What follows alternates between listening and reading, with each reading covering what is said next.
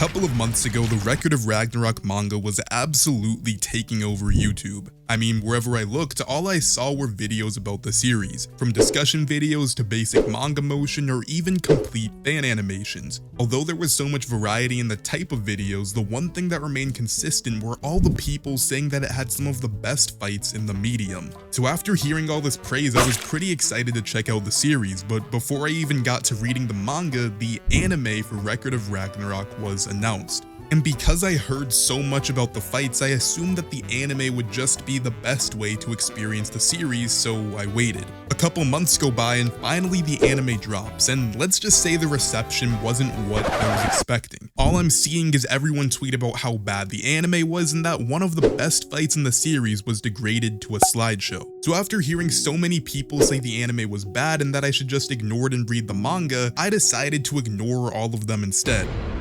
I decided to keep an open mind and go into the anime blind without any spoilers or even looking at the manga. And throughout my experience with the series, I definitely had some problems, but at the end of the day, it wasn't that bad. It kept my attention throughout and was extremely hard to stop watching until I finished the entirety of the whole first season. But those words alone are nowhere close enough to describe my full thoughts on the series, and I still did have significant criticisms of it. So to give a more detailed and impactful analysis, I'll be splitting the video up into the following sections: the plot/premise, animation, voice acting, pacing, OST, and the fights. But before I get started, did you know that 0% of the people that watch my videos are subscribed? So go ahead and hit that button for high quality anime manga content in your subscription box. And with that out of the way, let's get into the video.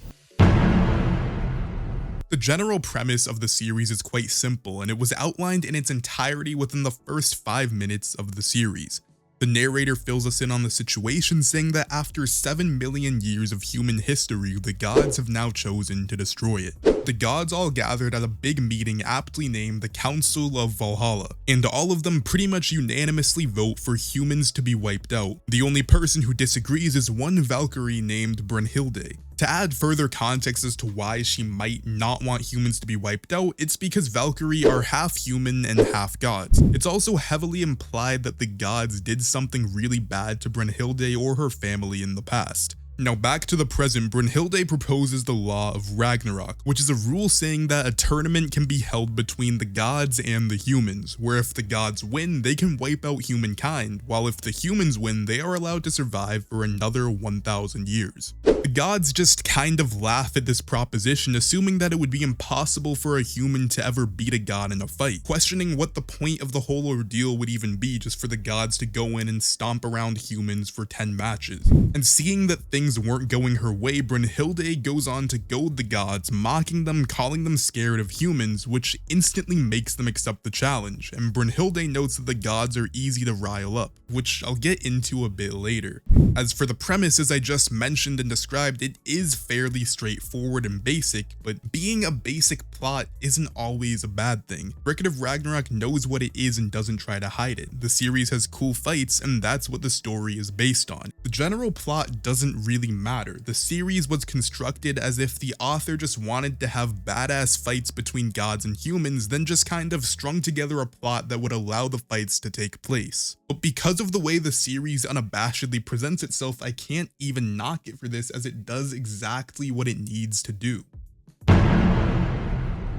One of the main themes, or at least ideas, that I noticed being emphasized throughout the story was this idea of deconstructing the gods. The idea that these beings aren't some entities with the moral high ground, and in fact that in many aspects they are even worse than humans. A few moments ago I mentioned Brunhilde's reaction after convincing the gods to take part in Ragnarok. She said that the gods have shorter tempers than humans do, and they are also less rational and very easy to rile up. Keep in mind this takes place within the first couple minutes of the series, and this point is never strayed away from, that the gods really aren't all that godly. They're presented as being nothing more than being physically stronger than humans, or being born with control over humans, which ideally they shouldn't even have. You could even argue that the gods aren't stronger than humans apart from some slight advantages that Brunhilde evens by giving the humans godly weapons.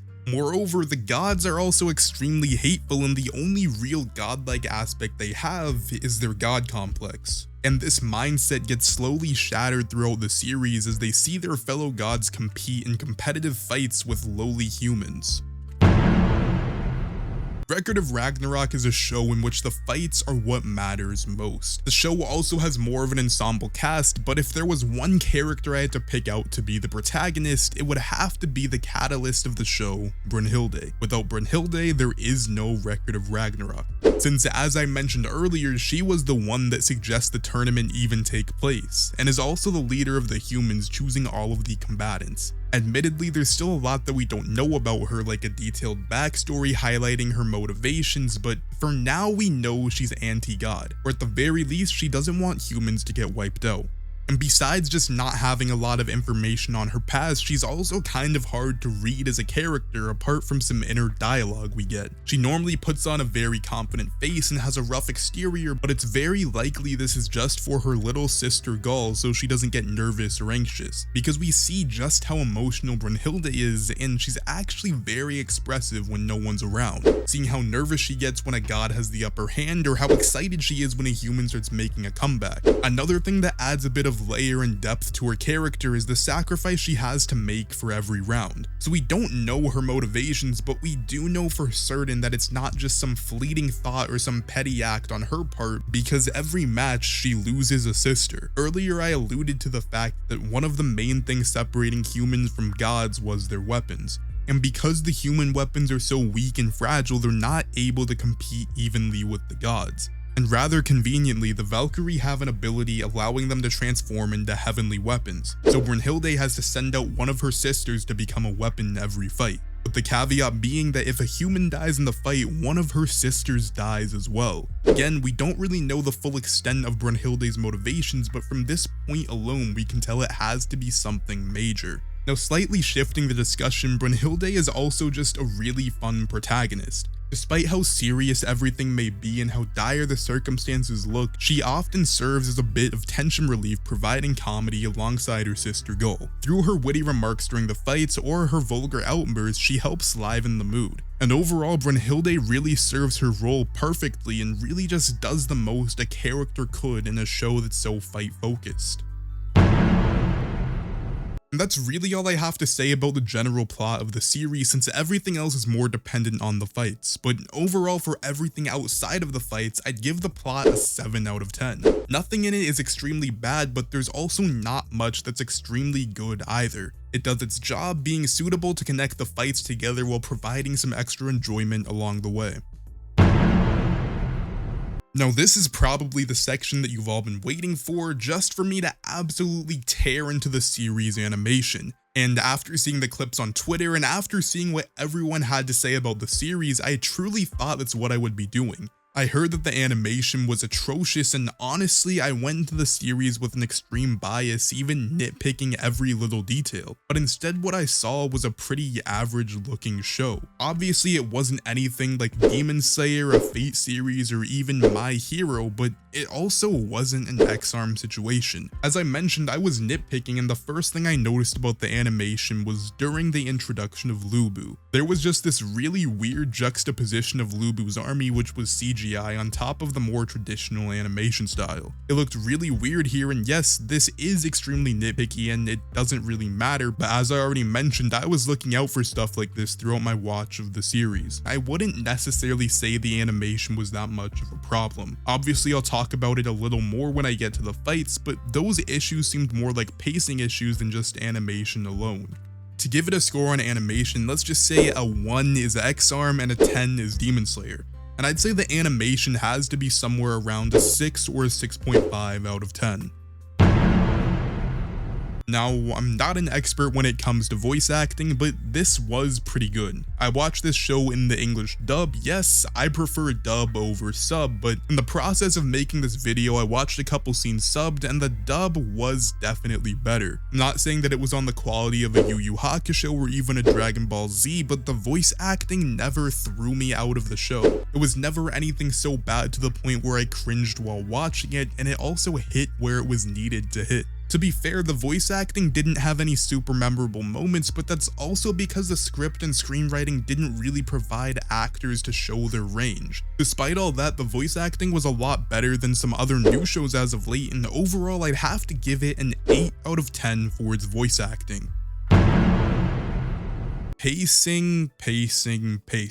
See how I just said that word 3 times to pad out this video, then acknowledged what I did to pad it out even more? Well, that is a perfect example of how I felt while watching Record of Ragnarok. So Record of Ragnarok was a 12-episode series, and there were a total of 3 fights covered. So the director decided that each fight would take up 4 episodes, which really just felt forced throughout my viewing of the series. There were some things that slowed down and some sped up for no reason other than to just meet that quota. This 4-episode rule just kind of made the series feel a little off. Each fight reached a point where I became a little more invested than I would if it were just to be a 1-episode quick fight, but even though I became invested, it just seemed to drag on for too long, managing to bore me throughout the entire fight. And the major problem with the pacing can be seen by the chapters adapted. I mean, 12 episodes to adapt just 20 chapters is ridiculous. And most of the chapters were pure fights, meaning that they should take even less time in the anime than they would in the manga. Honestly, I think a majority of the problems could have been fixed if they just threw one more fight into the season. So I would have to give the show a 6 out of 10 in terms of pacing. Now, there's not too much to say about the OST, but it definitely was not average. It wasn't everything to the level of an Attack on Titan or Made in Abyss, but the OST was great. There weren't many cases of reusing music, and nothing ever felt out of place. One instance where the music and sound design dramatically enhanced the series was the climax of the Thor and Lubu fight. During the final charge, the music stops and all we hear is Mjolnir start beating. The thumps grow louder, eventually turning back into music, and the two clash. As Lubu gets past Thor, the music just becomes very tranquil as he finally achieved his dream of being able to challenge himself against someone. But just as that moment happens, Lubu's head falls off and the music stops immediately. I can only hope to do this scene justice through my description, but this is an example of how the OST can dramatically enhance a story. 2 other examples that really stuck out to me were both in the Kojiro fight. The first was during his boat entrance, and it was just really great music. Then lastly, the music around Poseidon's death was really fulfilling sad music, again enhancing the moment. Overall, the OST was pretty great. I'd give it an 8 out of 10. Now what you've all been waiting for, what I've alluded to for the entire video, the fights. Record of Ragnarok is a series built almost entirely on its fights, so how I judge these fights is pretty much how I view the series. To get a slightly more thorough view, I'll be breaking down each fight into 3 sections: storytelling, choreography, and pacing. Thor vs Lubu was pretty much a battle of one-ups. There wasn't really any extreme depth to either character, and they both were pretty much the same character. Thor is a proud and powerful god. His flashback showed enemy Yedin attacking Asgard, and the setup was pretty much just Attack on Titan. You had all these guardian angels trying to hold the wall against these giant Yedins that were just climbing over it and killing them with ease. Then Thor slowly walks out and is able to kill every single giant with ease, pretty much alluding to the fact that there was never anything that was a challenge for Thor. Lubu's backstory is also quite similar. His story was the tale of a man who is the strongest. Ever since he was a child, he was on the journey to become the strongest man alive, challenging anything from different beasts to entire armies. Unfortunately for him, after a 30-year journey, there was nothing that was able to challenge him. So he turned himself in, and on his execution day, instead of fear or panic, he just yawned, being completely bored of life. From their flashbacks and characterization, it's pretty apparent as to why they were matched up against each other. But being so similar was actually more of a detriment to the fight, since it seemed like it lacked any edge. It was basically just a clash of gladiators, a clash of tyrants, a clash of 2 people who were supposedly the strongest. And while that can be good with the appropriate build-up, having something like that just thrust upon us in a series like Record of Ragnarok really doesn't do it justice. I think it would have been a lot cooler to see characters that were a bit more different than Lubu and Thor square up. Now, focusing more on the storytelling within the fight, I already mentioned it was a battle of one-ups, and to be honest, I didn't really like how it was executed. Essentially, Thor would just use his ultimate move, then Lubu would counter that move, only for Thor to reveal that his ultimate move was just a setup for an even more powerful move, and so on. I get what they were trying to accomplish, but it was just too on the nose and felt very repetitive and lazy after a while. The only thing that saved this fight was the ending, which was executed almost perfectly. It was a beautiful conclusion to Lubu's life, finally granting him the taste of defeat, while Thor got to experience happiness, finally being able to go all out for once in his life and using Mjolnir in its truest form. Because the ending was so good, I'd give the fight a 7 out of 10 in terms of storytelling, being heavily weighed down by everything else I already mentioned. One of the main things holding this fight back was the pacing, and the pacing for this fight was absolutely atrocious. The main reason why the pacing was so bad was because they forced themselves to have each fight take up 4 episodes and the budget wasn't super high. So seeing as they had to drag out the fights and they didn't have a high budget, the amount of reaction shots was reminiscent of Dressrosa. Realistically, the fight could have been cut down by 1 or even maybe 1.5 episodes and it would have been much better, so I have to give the pacing a 3 out of 10. And finally, the fight choreography was also just very disappointing. First off, we have Thor, a god of thunder, who pretty much never uses thunder or lightning during the fight. The whole battle consisted of Thor and Lubu running at each other, clashing, then going to reaction shots, not showing the actual clash or anything that happened after it. And the worst part about all of this is that it happened around 12 times in this 4-episode fight. So I'm gonna have to give the fight choreography a 4 out of 10. Overall, that means taking its 7 out of 10 storytelling, 3 out of 10 pacing, and 4 out of 10 choreography. I have to give the fight a 5 out of 10.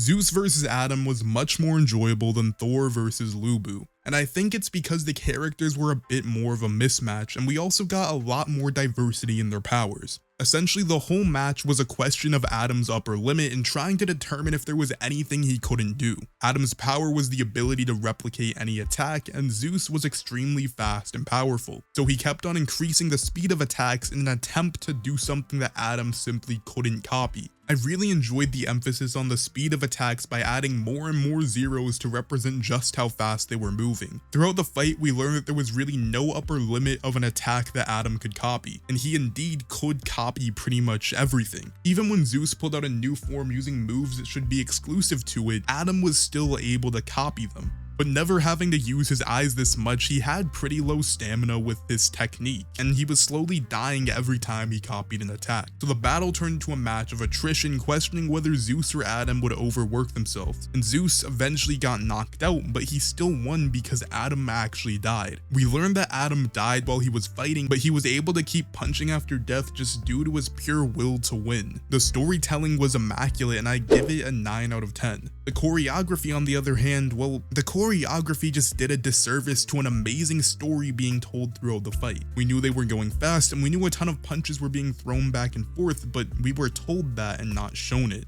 We kind of just saw Adam and Zeus go towards each other, and we were told how fast they were striking one another. The bar was pretty low for what had to be done to visually convey the weight of the fight, and that low bar still wasn't met. I have to give the choreography a 4 out of 10 just because it couldn't do what it had to do to make it a legendary fight. And pacing, I'm not going to talk about too much. It was better in this fight than the first fight, but it still did feel dragged, so I'd give it a 6 out of 10. Overall, taking its 9 out of 10 storytelling, 4 out of 10 choreography, and 6 out of 10 pacing, it scores a 6.3 out of 10.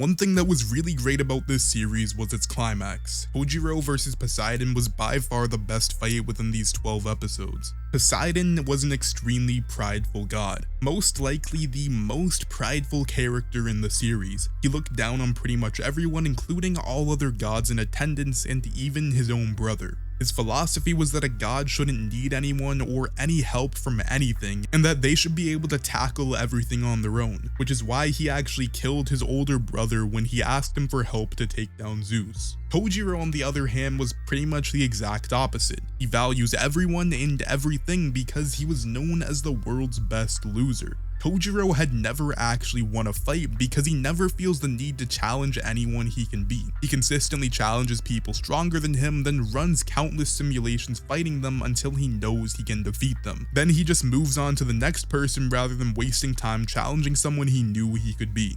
At the beginning of the fight, Kojiro sees Poseidon and just stands there. He runs thousands of simulations and can't see a way he could even approach him without losing limbs. Then eventually, by focusing on every single fight he's ever had, he was able to predict Poseidon's movements by running millions of simulations whilst fighting. And by using moves of those who had defeated him, he was able to eventually defeat Poseidon. The storytelling throughout the fight is by far the best in the season, and I'd give it a 10 out of 10. The pacing was also quite good, but again, it still dragged in some areas, so I have to give it a 7 out of 10. And the choreography, while being better than the other fights, still lacked quite a bit, so I have to give it a 5 out of 10, giving this fight an average of 7.3 out of 10. The main thing about these fights is the budget and animation and choreography just really lacked and really was a disservice to an amazing story that could have been so perfect. And really, I just feel bad for the series. I see all of these cool, unique ideas within the storytelling of the fight, which the anime for whatever reason just isn't able to live up to. Overall, Record of Ragnarok wasn't that bad. I'd even say it was pretty damn good. Analysis aside, I had a really fun time watching the series, but I can definitely tell it was hindered by animation and budget issues. The story being told, while fairly basic, could have really been enhanced if we just got to see more of the fights. And that's the main issue with this Record of Ragnarok adaptation. Everything was told to us and we barely got to see what was going on in the fight, most likely because the studio didn't have enough money to do so. As for the numerical rating, averaging all the categories I've discussed, I give it a 7 out of 10. I've also heard a lot of people saying that the manga was better, so in one of my next videos, I'm gonna read it and compare the two. So to make sure you don't miss out on that video, make sure to subscribe to the channel. Thank you to everyone for making it this far. Please go ahead and drop a like on the video, and remember, that's just my take. Now I want to hear yours, so tell me what you think about the Record of Ragnarok adaptation in the comment section. Have a great day, see you in the next one.